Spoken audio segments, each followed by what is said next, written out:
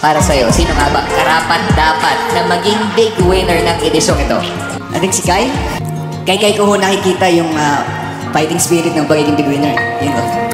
Bakit nga ba karapat-dapat na maging big winner si Kai? Marami ngang taong bayan ang gustong maging big winner si Kai dahil nga full package na nga ito.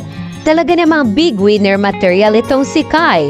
Bukod sa pagiging totoo nito sa loob ng bahay ni Kuya, hindi mapagkaila na ito ay talented at maganda. At talaga namang napatotohanan nito ang kanyang pagiging unbothered queen. May magandang asal din itong si Kai. Grabe din talaga ang fighting spirit ng batang ito.